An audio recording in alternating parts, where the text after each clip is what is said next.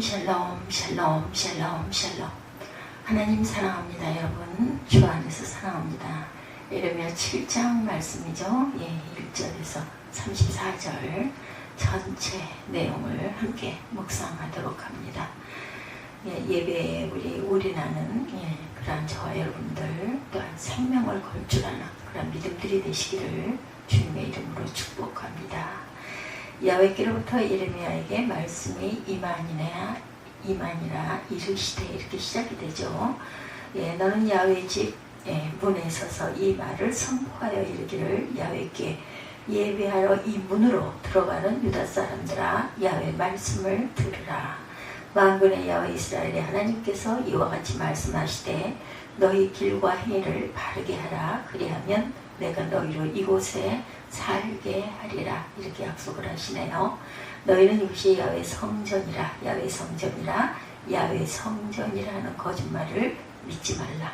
너희가 만일 길과 행위를 참으로 바르게 하여 이웃들 사이에 정의를 행하며 이방인과 고아와 과부를 압제하지 아니하며 무죄한 자의 피를 이곳에서 흘리지 아니하며 다른 신들 뒤를 따라 화를 자초하지 아니하면 내가 너희를 이곳에 살게 하리니 곧 너희 조상에게 영원 무궁토록 준 땅이니라. 보라, 너희가 무익한 거짓말을 의존하는도다.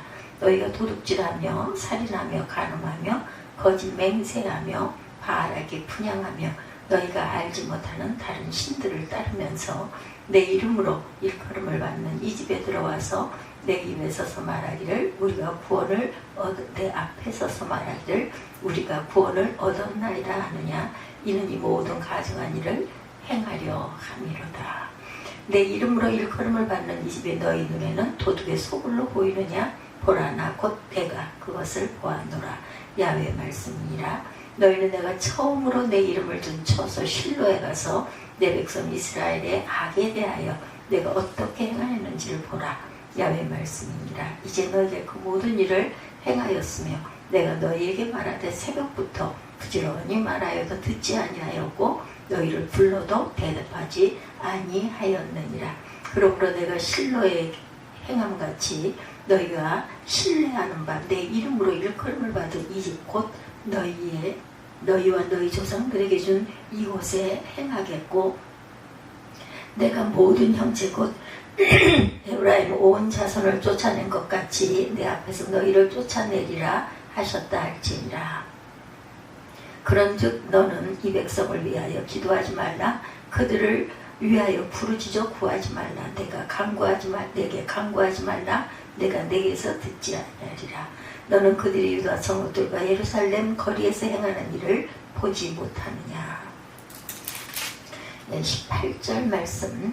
자식들은 나무를 줍고 아버지들은 불을 피우며 부녀자들은 가루를 반죽하여 하늘의 여왕을 위하여 과자를 만들며 그들이 또 다른 신들에게 전제를 부음으로 나의 노를 일으키느니라. 야훼의 말씀이니라. 그들이 나를 경노하게 하느냐. 자기 얼굴에 부끄러움을 자초함이 아니냐. 그러므로 주 야훼께서 이와 같이 말씀하시니라. 보라, 나의 진노와 분노를 이곳과 사람과 짐승과 들나무와 땅의 소산에 부으리니 불길이 살라지고 꺼지지 아니하리라 하시니라. 만군의 야훼 이스라엘의 하나님께서 이와 같이 말씀하시되 너희 생제물과 번제물의 고기를 아울러 먹으라. 사실은 내가 너희 조상들을 애굽 땅에서 인도하여 낸 날에 번제나 희생에 대하여 말하지 아니하며 명령하지 아니하고 오직 내가 이것을 그들에게 명령하여 이르기를 너희는 내 목소리를 들으라. 그리하면 나는 너희 하나님이 되겠고 너희는 내 백성이 되리라. 너희는 내가 명령한 모든 길로 걸어가라. 그리하면 복을 받으리라 하였으나 그들이 순종하지 아니하며 귀를 기울이지도 아니하고 자신들의 악한 마음의 꾀와 완악한 대로 행하여 그 등을 내게로 돌리고 그 얼굴을 향하지 아니하였으며 너희 조상들이 애굽 땅에서 나온 날부터 오늘까지 내가 내 종 선지자들을 너에게 보내되 끊임없이 보내었으나 너희가 나에게 순종하지 아니하며 귀를 기울이지 아니하고 목소리를 굳게 하여 너희 조상들보다 악을 더 행하였느니라. 내가 그들에게 이 모든 말을 할지라도 그들이 너에게 순종하지 아니할 것이요 내가 그들을 불러도 그들이 네게 대답하지 아니하리니 너는 그들에게 말하기를 너희는 너희 하나님 야훼의 목소리를 순종하지 아니하며 교훈을 받지 아니하는 민족이라. 진실이 없어져 너희 입에서 끊어졌다 할지니라. 너희 머리털을 베어버리고 벗은 산 위에 통곡할지어다. 야훼께서 거두하신 바 이 세대를 끊어버리셨습니다. 야훼께서 말씀하시되 유다 자손이 나의 눈앞에 악을 행하여 내 이름으로 일컬음을 받은 집에 그들의 가증한 것을 두어 집을 더럽혔으며 흰놈의 아들 골짜기에 도벳사당을 건축하고 그들의 자녀들을 불에 살랐나니 내가 명령하지 아니하였고 내 마음이 생각하지도 아니하니라. 그러므로 야훼께서 말씀하시니라. 날이 이르면 이곳을 도벳이라 하거나 흰놈의 아들의 골짜기라 말하지 아니하고 죽임의 골짜기라 말하리니 이는 도벳의 자리가 없을 만큼 매장했기 때문이니라. 이 백성의 시체가 공중의 새와 땅의 짐승의 밥이 될 것이냐. 그것을 쫓을 자가 없을 것이라. 그때 내가 유다 성읍들과 예루살렘 거리에 기뻐하는 소리, 즐거워하는 소리, 신랑의 소리, 신부의 소리가 끊어지게 하리니 땅이 황폐하리라. 이렇게 말씀하고 계시네요. 땅이 황폐하리라. 왜? 우상 숭배를 하고 내 말을 듣지 않고 내가 보낸 예언자들의 말도 수없이 계속 끊임없이 보내었으나 너희가 순종하지 않냐고 말을 듣지 않았기 때문에. 하나님을 믿는 자들의 가장 기본적인 자세는 하나님께 예배드리는 것부터 시작이 됩니다. 예배가 무너지면 다른 신앙생활은 도미노 현상처럼 무너지죠. 오늘날 이 땅에서 드려지는 예배는 과연 어떻습니까? 진실로 신령과 진정으로 예배를 드리고 있는지요? 우리 교회에서 드리는 예배는 또한 어떨까요? 내가 내 하나님께 드리는 예배는 어떻습니까? 진실로 마음을 다하고 뜻을 다해서 정성을 다해 드리고는 있습니까? 하나님께 드려지는 예배가 무너진 후에 아무리 다른 것을 잘한다 할지라도 그것은 아무 소용도 없는 헛된 일이라는 것을 우리가 깨달아야 할 줄 믿습니다. 2000년 교회 역사를 볼 때 그 땅에 예배가 무너지면 하나님은 그 땅을 떠나십니다. 지금 유럽의 교회들이 무너지죠. 특히 영국 교회는 심각할 정도로 무너져 가고 있다고 그래요. 교회가 무너진 가장 큰 원인은 예배의 타락입니다. 성령의 임재가 없고 말씀이 없는 예배는 하나님께 드려지는 예배라고 볼 수가 없죠. 그 예배는 거짓된 예배이고 하나님께 거짓으로 드려진 예배는 한계가 있습니다. 하나님이 참는 것도 한계가 있다는 것을 우리가 또한 깨달을 줄 알아야겠다. 오늘 본문에 예레미야 선지자는 남유다가 그러한 거짓된 예배를 드리는 것을 지적하고 있죠.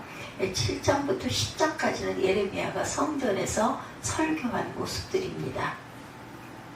7장부터 10장까지 이 설교에서 예레미야는 남유다의 위선적이고 거짓된 예배를 고발하고 있어요. 남유다 종교 지도자들과 백성들은 화려한 예루살렘 성전에서 드리는 예배이기 때문에 당연히 하나님이 받으실 줄 압니다. 그러나 예레미야 선지자의 지적은 위선적이고 거짓된 예배를 그만 멈추고 신령과 진정으로 드리는 예배를 드려야 된다는 것이죠. 오늘날 이 시대에 이 땅의 교회들은 다시 한번 예배의 중요성을 깊이 깨닫고 생명을 바치는 예배를 드려야 할 것이다. 하나님께 드리는 예배 드리는 것은 어떤 타협도 있어서는 안 됩니다. 요한복음 4장 23절에 아버지께 참되게 예배하는 자들은 영과 진리로 예배할지니 곧 이때라 아버지께서는 자기에게 이렇게 예배하는 자들을 찾으시느니라 이렇게 말씀하시죠. 우리 교회에서 드리시는 예배가 하나님이 찾으시는 예배가 되시기를 주님의 이름으로 축복합니다. 우리 모두 예배에 생명을 걸고 하나님께 신령과 진정으로 예배드리는 자들이 되시기를 예수 그리스도 이름으로 축원합니다. 첫 번째 야훼의 말씀을 들으라 이렇게 1절에 시작이 되죠. 믿는 자들이 예배에 생명을 거는 것은 하나님 말씀을 듣기 위해서입니다. 사람의 연설소리나 들으는 것이 아니고 잘 꾸며낸 거짓말을 들으려고 예배를 드리는 것 또한 아니겠죠. 그러므로 예배의 타락의 시작은 어떤 의식에서 시작되는 것이 아니고 하나님 말씀에서 시작된다는 것을 명심해야 합니다. 하나님 말씀을 제대로 전하지 아니하면 성령님의 임재가 예배에 임하지 않죠. 성령은 하나님 말씀이 제대로 전해질 때 역사하십니다. 남유다 종교 지도자들의 비극이 무엇인가? 말씀을 아는 자들이 하나님 말씀을 벗어나서 전합니다. 하나님 말씀에 충실하지 못했고 예레미야 선지자처럼 하나님의 마음을 가지고 하나님의 말씀을 전하지를 못했다는 것. 그러한 그들에게 하나님은 예레미야 선지자에게 야훼 집 문에 서서 말씀을 선포하라고 말씀하세요. 어떤 말씀을 선포하라고 그러세요? 3절에서 7절 종교 지도자들에게 선포하는 내용이죠. 제가 길지만 쭉 읽었기 때문에 계속 그냥 나갑니다. 그래서 종교 지도자들은 너희들 먼저 길과 행위를 바르게 하라. 말씀을 전하는 자들이 먼저 바르게 되지 삶이 먼저 바르게 되지 아니하고서는 하나님의 임재를 기대할 수가 없다. 삶이 예배가 돼야 된다. 그들의 삶이 어땠어요? 거짓된 삶이었습니다. 4절을 보면 이것이 야훼 전이라고 거짓말로 미혹한다 이렇게 증거하고 있습니다. 예루살렘 성전에 하나님이 거하지도 않는데 그들은 하나님이 계신 것처럼 거짓말을 했다는 거죠. 남유다의 종교 지도자들은 가나안 땅의 이방 종교들처럼 하나님께 드리는 예배 의식 자체가 곧 복을 주고 자신들을 지켜준다고 백성들에게 가르친 거예요. 그들 눈에는 화려하고 큰 성전이 자신들을 지켜줄 곳이라고 믿었던 거죠. 그러나 화려한 예루살렘 성전에는 하나님은 계시지 않았다. 악이 가득 찬 성전에 어떻게 거룩한 하나님이 거할 수가 있겠는가? 종교 지도자들이 어떤 악을 범하고 있는지 5장 25절에서 29절에서도 언급한 그들의 죄악을 다시 또 언급합니다. 첫째는 공의를 행하지 아니했고, 둘째는 가난한 자들을 압제했고, 셋째는 무죄한 자들의 피를 흘렸고, 넷째는 우상을 섬겼다는 것이죠. 7절 말씀도 내가 너희를 이곳에 살게 하리니 곧 너희 조상에게 영원 무궁토록 준 땅이니라 이렇게 말씀합니다. 다시 말하면 악한 짓들을 하지 아니하면 이 땅에 거하게 할 것이지만 말씀에 순종하지 아니하면 벌을 하겠다, 벌을 내리겠다는 말씀이에요. 어느 시대나 지도자들의 타락은 곧 사회의 타락으로 이어지고 국가의 그 존폐가 주어집니다. 특히 영적 지도자들의 타락은 국가나 사회가 사탄의 세력에 무너지게 되죠. 오늘날 이 시대 안타까운 것은 영적 지도자들의 타락입니다. 물론 이렇게 되는 것이 마지막 때 성경의 예언이기도 하지만 그래서 내가 진실로 예수의 종이라면 하나님 말씀에 귀를 기울이고 불의를 버리고 거짓을 버리고 온전히 사명을 감당해야 할 것이다. 혹시라도 큰 성전을 가지고 하나님의 임재도 없는 그것을 하나님의 전이라고 속이는 자가 있다면 회개해야 되겠죠. 진실로 그리스도의 종이라면 하나님의 마음을 가지고 하나님이 원하시는 말씀을 전하는 예수의 종이 되어야 할 줄로 믿습니다. 둘째, 백성들에게 선포하죠. 8절에서 11절에 말씀하고 있어요. 5장 31절에도 보면 백성들은 종교 지도자들의 거짓말을 좋게 여겼다. 어떤 거짓말? 그 종교 지도자들이 어떤 종교 지도자들이에요? 거짓 종교 지도자들입니다. 평안하다 평안하다 계속 그렇게 외치죠. 아무 일이 없을 것이다 라고 얘기합니다. 6장 10절에도 하나님의 말씀을 욕으로 여겼다 이렇게 말씀하고 있어요. 이러한 백성들이 지도자들의 무익한 거짓말을 의뢰하는 것은 너무나 당연한 것이다. 9절에도 보면 종교 지도자들처럼 백성들 또한 악을 범하고 삽니다. 도적질하고 살인하고 간음하고 거짓 맹세하고 바알을 섬기고 또 다른 신들도 섬기며 살죠. 이런 죄악을 범하고 하나님의 성전에 와 사는 소리가 우리가 구원을 받았다 했다는 게 독의 그것입니다. 참으로 어처구니가 없죠. 11절을 보면 내 이름으로 일컬음을 받은 이 집이 너희 눈에는 도둑의 소굴로 보이느냐. 오히려 반문을 하죠. 다시 말해서 하나님의 집이 강도의 소굴인 줄 아느냐. 주님이 말씀하신 대로 이렇게 말하죠. 오늘날 이 시대에 이런 모습이 없다고 생각하는가. 우리 또한 잘 돌아볼 줄 알아야겠습니다. 악한 짓을 범하고서도 전혀 양심의 죄책감을 느끼지 않고 뻔뻔하게 교회에 나와 예배드리는 자들이 얼마나 많은지 스스로 자신을 잘 점검해 봐야 되겠죠. 오늘날 하나님의 성전이 강도의 소굴로 변해가고 있다면 너무 심한 말일까요? 분명한 것은 레위기야 시대보다 몇천 배 악한 시대라는 것입니다. 예수님의 시대보다 몇천 배, 몇만 배 악한 시대가 아니겠느냐. 예수께서 예루살렘 성전에 채찍을 들고 내 집은 기도하는 집인데 너희가 강도의 소굴로 만들었도다라고 외치신 그 음성을 오늘날 이 시대 교회들이 들어야 할 것이다. 혹시라도 남유다 백성들처럼 나는 구원받은 자라고 안심하고 안위한 신앙생활을 하고 있지는 않은지 잘 살펴봐야겠습니다. 내가 예수 그리스도의 십자가 피로 구원받은 것은 분명한지 다시 한번 점검해 봐야 되겠죠. 날마다 내 영혼을 돌아보고 예수의 피로 죄사함 받으며 살고 있는지 살펴봐야 할 줄 믿습니다. 우리의 구원은 완성된 것이 아니죠. 우리의 구원은 지금도 진행되고 있다는 사실을 명심하시기 바랍니다. 마태복음 24장 13절에 그러나 끝까지 견디는 자는 구원을 얻으리라. 빌립보서 2장 12절에도 두렵고 떨림으로 너희 구원을 이루라. 이렇게 말씀하고 계세요. 로마서 13장 11절에도 또한 너희가 이 시기를 알거니와 자다가 깰 때가 벌써 되었으니 이는 이제 우리의 구원이 처음 믿을 때보다 가까웠습니다. 모두 다 현재 진행형으로 말씀하고 있다는 사실을 깨닫고 날마다 구원을 이루어가는 귀하고 복된 저와 여러분들이 되시기를 주님의 이름으로 축복합니다. 셋째, 거짓된 예배의 결과로 찾아오는 비극을 선포하죠. 12절에서 15절입니다. 그 비극은 이스라엘의 분명한 역사적 사건 두 가지를 들면서 말하는데 첫째는 실로같이 된다. 12절을 보면 너희는 내가 처음으로 내 이름을 둔 처소 실로에 가서 내 백성 이스라엘의 악에 대하여 내가 어떻게 행하였는지 보라 이렇게 말씀하죠. 에브라임 지파 영토 내에 있는 실로는 이스라엘 역사에 매우 중요한 곳이었어요. 이스라엘 백성들이 가나안 땅에 들어와 길갈에 잠시 두었던 성막을 이곳으로 옮겨 실로를 예배의 처소로 삼죠. 때문에 하나님은 이곳을 가리켜 내가 처음으로 내 이름을 둔 처소다 이렇게 말씀하신 거예요. 그렇지만 이스라엘의 악행에 빠져 가식적인 예배를 드리자 하나님께서는 실로를 떠나십니다. 그래서 예레미야 시대의 실로는 폐허로 남아있었어요.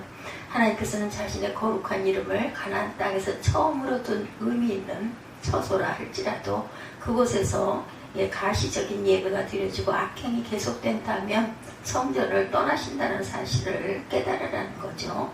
다시 말해 성전 자체는 절대로 안전과 구원을 보장해 주지 못한다는 교훈을 주고 계신 거예요.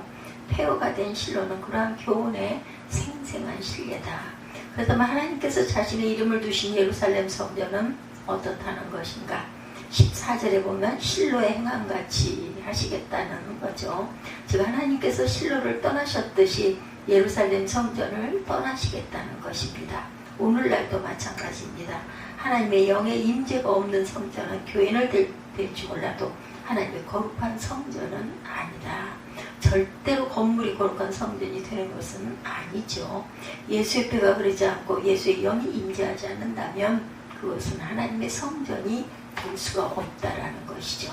어떤 건물이 우리를 보호해주고 구원해주는 것이 아니고 오늘날도 이스라엘 백성들처럼 건물이 자신들을 구원해줄 것으로 착각하고 믿고 있는 자들이 많다라는 것을 또한 우리가 간과해서는 안 될 것입니다. 13절 말씀에 보면 하나님의 임재가 없는 성전에서 새벽부터 아무리 떠들어도 듣지 아니하겠고 불러도 대답하지 아니하겠다는 거죠. 하나님과의 관계가 단절된 상태를 의미하고 있습니다. 14절에도 너희가 신뢰하는 바 남유다 백성들은 하나님의 떠나신 것을 모르고 그래도 성전을 신뢰하고 있다는 거예요. 인간이 살아서 움직일 수 있는 것은 영혼이 있기 때문입니다. 영혼이 떠나면 인간은 아무 소리도 듣지 못하고 느껴지지도 못하고 며칠 못 가 더러운 냄새를 풍기고 썩고 말죠. 아무리 아름다운 여자라 할지라도 아무리 위대한 자라 할지라도 죽은 지 3일이 지나면 추악한 몰골이 되고 만다는 것은 우리의 육체입니다. 하나님의 성전도 마찬가지 아무리 거대하고 화려하고 아름다운 성전일지라도 하나님의 영이 떠나면 추악하고 더러운 냄새를 풍기고 썩고 만다. 보이는 세계에 만족하며 살아가는 우매하고 무지한 자들이 되지 않기를 간절히 축원합니다. 둘째로 거짓 예배를 드린 남유다 백성들이 에브라임 자손처럼 될 것이다 말씀하시죠. 15절에 여기에서 에브라임 자손은 북왕국 이스라엘을 가리킵니다. 북왕국 이스라엘은 유다지파, 베냐민 지파를 제외한 10지파로 구성되었고 그 중에 에브라임 지파가 가장 강력했고 지도자적 위치에 있었기 때문에 선지자들은 북왕국 이스라엘을 가리켜 에브라임 자손이다 이렇게 부르기도 했어요.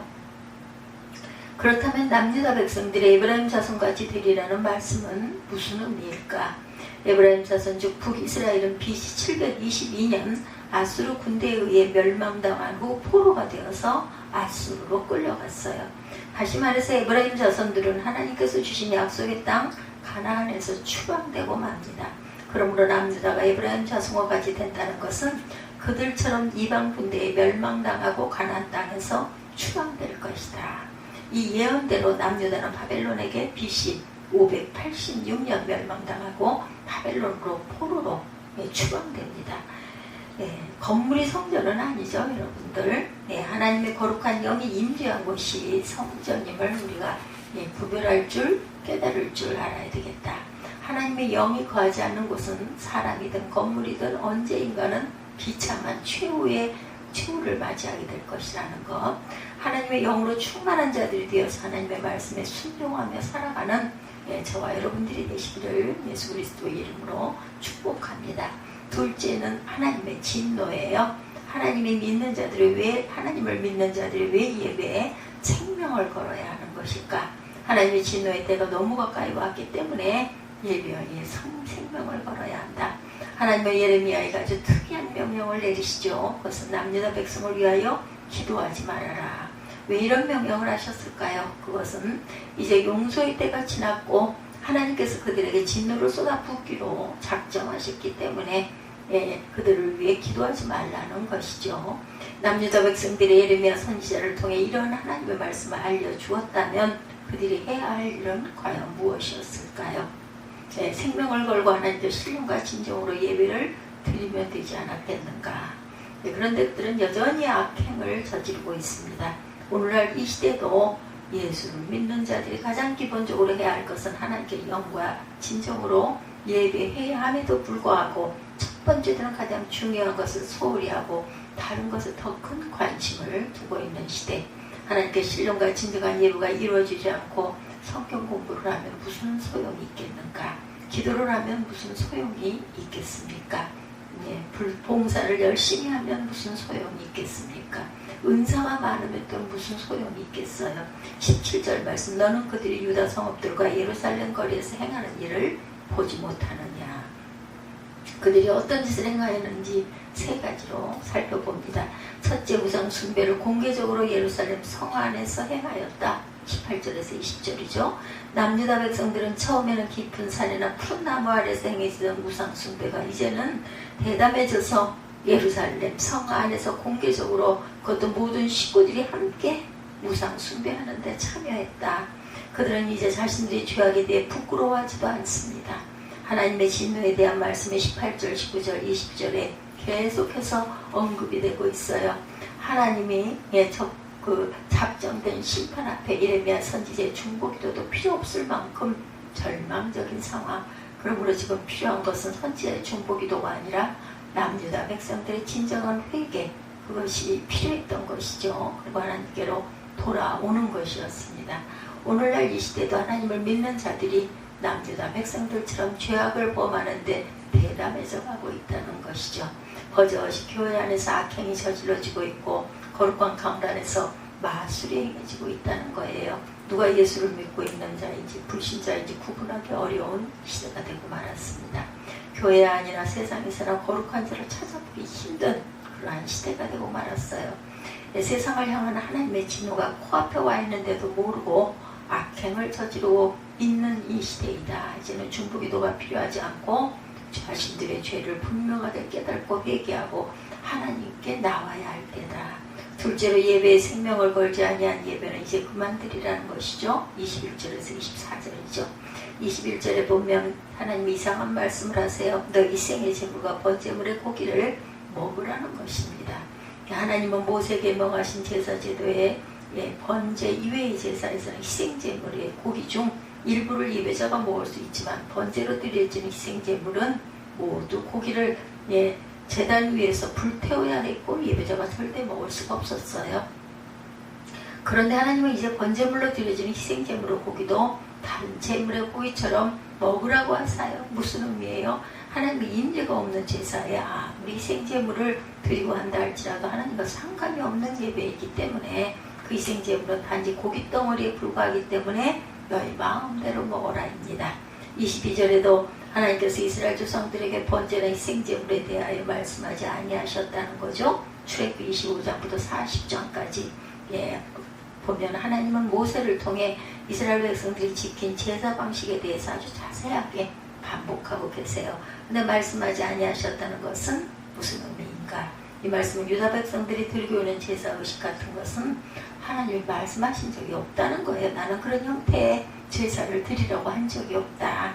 다시 말해서 외식적이고 가식적으로 드린 예배에 대해서는 내가 가르친 적이 없다라는 것이죠. 하나님이 가르쳐 주신 것은 마음을 다하고 뜻을 다하고 정성을 다해 드리는 영과 진정한 예배, 신령으로 드리는 예배였는데 남유다가 드린 예배는 그런 정성 어린 예배가 아니었다. 자기네들 악한 짓들을 다 하면서 드리는 예배를 언제 하나님이 가르쳐 주는데 내가 언제 너희에게 가르쳤느냐는 거죠.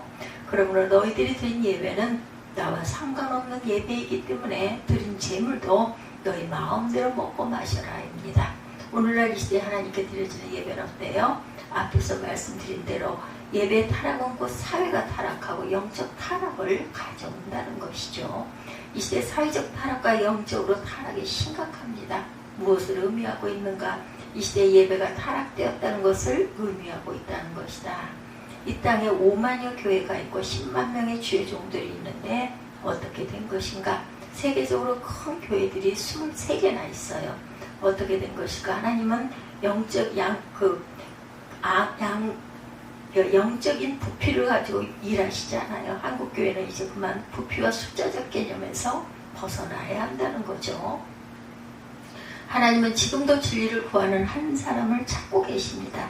영과 진정으로 예배드리는 자를 찾고 계신다라는 것, 부피와 숫자가 하나님을 기쁘시게 할 것이라는 잘못된 생각에서 벗어나라. 23절에서 내 목소리를 들으라 내가 명령한 모든 길을 걸어가라고 말씀하고 계세요. 그럼에도 불구하고 남유다는 그들을 순종하지 아니하고 자신들의 악한 마음의 꾀와 완악한 대로 행하여 하나님께 얼굴과 등을 돌렸다는 것이죠. 하나님 말씀에 순종하는 자들이 되시기 바랍니다. 성경이 우리에게 가르쳐주고 있는 것, 이 땅에서 잘 먹고 잘 살고 세상적으로 살라고 가르치고 있습니까? 그렇지 않죠. 근데 왜 예수 믿는 자들이 세상적인 생각으로 가르쳐서 살고 있는가? 이것이 하나님의 가르침일까? 아니죠. 요한일서 2장 16절에 이는 세상에 있는 모든 것이 육신의 정욕과 안목의 정욕과 이생의 자랑이니 다 아버지께로부터 온 것이 아니요 세상으로부터 온 것이라 이렇게 말씀하죠. 세상으로부터 왔다는 것은 사단으로부터 왔다는 거예요. 사단의 세력이라는 것입니다. 더 이상 속지 말아야 한다. 성경이 우리에게 명령하는 것은 한마디로 우리 안에 예수의 의를 이루며 살아가라는 것이고, 이스라엘 백성들이 애굽에서 나올 때 장정만 60만 명이었죠. 노인들, 어린이들, 여자들까지 합하면 200만 명이 넘었다고 합니다. 그러나 하나님은 광야 생활 40년 후에 여호수아와 갈렙과 20세 이하의 사람들을 제외한 모든 자를 다 죽이셨어요. 무엇을 의미해요?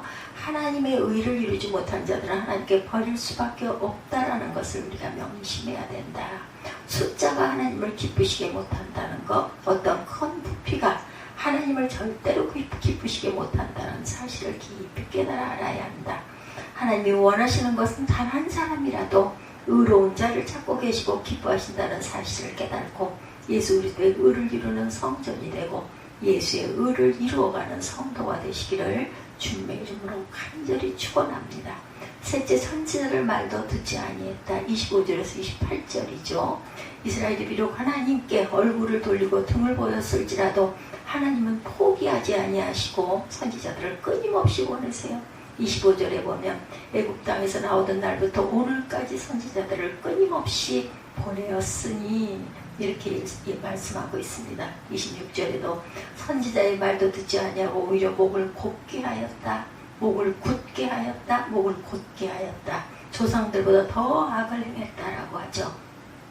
27절에도 하나님은 예레미야 선지자에게 네가 그들에게 이 모든 말을 할지라도 그들이 너에게 순종하지 아니할 것이요 내가 그들을 불러도 그들이 내게 대답하지 아니하리니. 하나님은 예레미야에게 백성들에게 큰 기대를 하지 말라는 것이죠. 그들은 하나님의 교훈을 받지 아니하는 민족이고 진실이 사라진 거짓으로만 가득 찬 백성이다. 오늘날 이 시대는 또한 어떤가요? 남유다 때와 다를 바 없는 시대입니다. 부드러운 말이나 귀에 즐거운 말을 듣기 좋아하고 하나님의 예리한 말씀을 듣기 싫어하는 시대가 되어가고 있다. 목사들도 긴 설교보다는 짧고 간략한 설교를 해야 인기가 있다고 말하는 시대가 되고 말았습니다. 사람에게 인기를 얻으려고 설교하는 자가 과연 하나님의 종일까? 그 설교가 과연 하나님의 말씀이 될 수 있겠는가? 복음을 전할지라도 다른 복음이 될 수 있고 다른 영의 역사가 될 수 있고 예수를 전해도 다른 예수를 전하고 있다는 사실을 우리가 깨달아 알아야 된다. 하나님 말씀을 듣고 가슴을 치고 애통케 하는 설교가 이 땅에 임해야 합니다. 네. 그들이 듣든지 아니 듣든지 선지자적 마음 자세로 외쳐야 할 것입니다. 하나님이 기뻐하시는 말씀을 선포하는 주의 종들이 곳곳에서 나타나기를 간절히 바랍니다. 때를 따라 양식을 나누어주는 종이 지혜로운 종이라는 말씀을 새기고 때를 따라 주시는 하나님의 말씀을 듣는 귀하고 복된 저와 여러분들이 되시기를 주님의 이름으로 축복합니다. 네 번째는 통곡하라입니다. 진실로 예배에 생명을 걸고 드리지 못한다면 이제라도 가슴을 치고 통곡해야 할 것이다. 만약에 그렇게 하지 아니하면 남유다가 당했던 비참함을 동일하게 당할 수 있다. 네, 새 개혁 개정판에 예루살렘이라는 말씀이 빠져 있는데 개혁 성경에는 예루살렘아 너희 머리털을 베어버리고 라고 기록되어 있어요. 머리털을 베어버리라는 것은 극도의 비극적인 일이 생겼다는 것을 의미합니다. 어떤 비극일까? 남유다가 하나님과의 관계가 끊어졌다는 비극입니다. 하나님을 믿는 자들에게 하나님과의 관계가 끊어진다는 것은 죽음이죠. 가장 비극적인 일. 하나님과의 관계가 끊어지게 되는 원인이 무엇이라고 했어요? 예배입니다. 그 예배가 중요하기 때문에 30절에도 강조하죠. 남유다 백성들이 하나님의 성전에서 어떤 짓을 범했다고요? 가증한 것을 두었다. 가증한 것은 다른 종교에서 사용했던 형상이나 대상물, 우상이죠. 우상 숭배에 관련된 물건들을 하나님 성전에 갖다 놓았다는 것이에요. 하나님의 거룩한 성전에서 하나님도 섬기고 우상도 섬기는 악행을 범하고 있다. 오늘날 이 시대는 어떻습니까? 교회 안에 우상이 존재하지 않고 있습니까? 목사가 우상이 되고 있지는 않은지, 내가 진실로 오직 예수 신앙으로 하나님께 예배를 드리고 있는지, 돈이나 자식이나 내 자신을 우상으로 섬기면서 하나님께 예배 드리고 있지는 않은지 우리가 살펴봐야 할 것입니다. 만약에 그런 모습이 나에게 있다면 지금이라도 우리는 통곡하고 새로운 예배를 드려야 할 것이다. 31절에도 그들은 하나님이 명령하지도 않은 것들을 서슴없이 행했어요.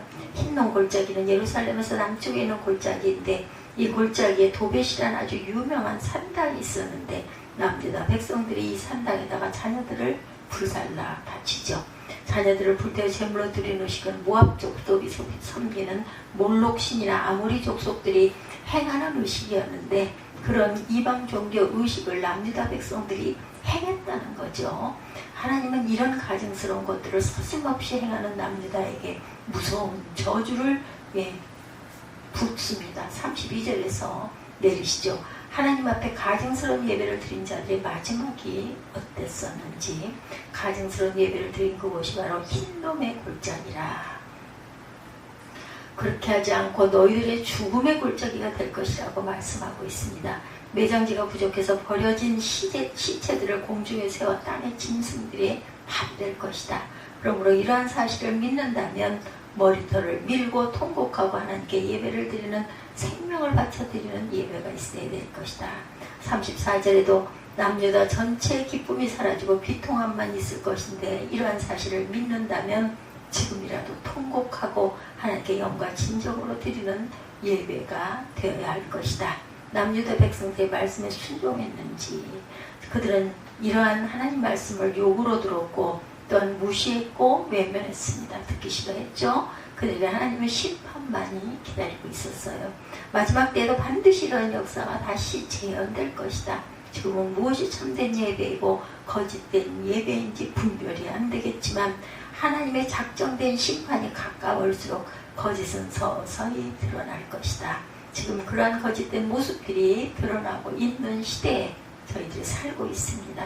요한복음 4장 23절에 아버지께 참되게 예배하는 자들을 영과 진리로 예배할 때가 오나니 곧 이때라 아버지께서는 자기에게 이렇게 예배하는 자들을 찾으시느니라 이렇게 말씀하시죠. 이렇게 예배하는 자들을 찾으시느니라. 예배는 우리가 무엇을 하나님께 받기 위해 드리는 것이 아니에요. 하나님께 드리는 영과 진정의 예배는 내 자신의 모든 것을 드리는 예배여야 합니다. 그것이 영적 예배라고 성경은 답하고 있습니다.